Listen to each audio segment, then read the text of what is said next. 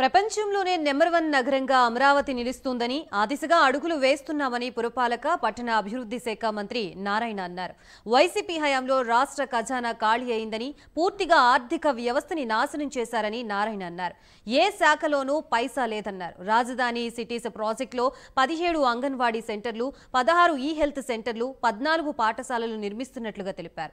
దీనికోసం 138.62 కోట్ల వ్యయంతో 15 రాజధాని గ్రామాల్లో పాఠశాలలు, ఈ హెల్త్ సెంటర్లు, అంగన్వాడీ కేంద్రాలు, అత్యాధునిక శ్మశాన వాటికల నిర్మాణంతో పాటు ఇతర సదుపాయాల్ని కల్పిస్తున్నట్లుగా చెప్పారు.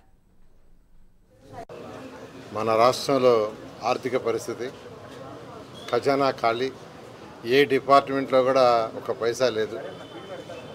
కంప్లీట్గా ఆర్థిక వ్యవస్థని నాశనం చేశారు.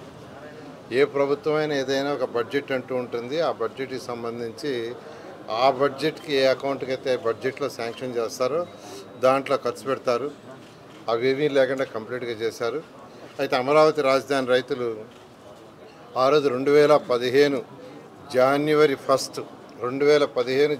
1 ల్యాండ్ పుల్లింగ్ నోటిఫికేషన్ ఇస్తే మా ముఖ్యమంత్రి గారి మీద ఉన్న నమ్మకంతో కేవలం 58 రోజుల్లో, అంటే 2015 ఫిబ్రవరి 28వ తేదీ అర్ధరాత్రికి 34,000 ఎకరాలని ఒక్క లిటిగేషన్ లేకుండా ఇచ్చారు.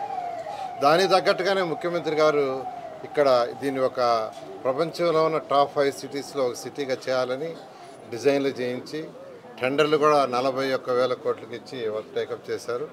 అయితే గవర్నమెంట్ పోవటం, ఆ వచ్చిన ప్రభుత్వం 3 ముక్కలు ఆటాడుతూ మొత్తం నాశనం చేసింది. అయితే మళ్ళీ ఈ ప్రభుత్వం రాగానే వెంటనే ముఖ్యమంత్రి గారు ఏరియా అంతా విజిట్ చేశారు. విజిట్ చేసి మంత్రిగా నాకు అనేక ఇన్స్ట్రక్షన్స్ ఇచ్చారు.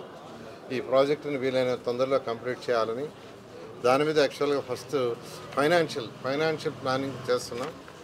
ఫైనాన్షియల్ ప్లానింగ్ ఆల్మోస్ట్ ఒక స్టేజ్కి వచ్చింది. అయితే ఈ నేపథ్యంలో ఇక్కడ యాక్చువల్గా 17 అంగన్వాడీ సెంటర్లు, తర్వాత హెల్త్ సెంటర్స్ ఒక 16, పీహెచ్సిస్, స్కూల్స్ ఒక 14, తర్వాత మల్టీఫెక్షనల్ క్యాంపస్ ఒకటి, మొత్తం 48 టేకప్ చేశారు. అందులో వర్క్ తీసుకుంటే 17 అంగన్వాడీ సెంటర్లు 80% వర్క్ అయింది, 16 హెల్త్ సెంటర్స్ ఒక 70% అయింది, 14 స్కూల్స్ ఒక 60% అయింది, అదేవిధంగా ఈ శ్మశానం అనేది ఒక 50% అయింది. అయితే మిగిలిన వర్క్కి నిన్న అధికారులని, కాంట్రాక్టులు అందరినీ పిలిచి సిఆర్డీఏ కమిషనర్ గారు, నేను రివ్యూ చేశాము.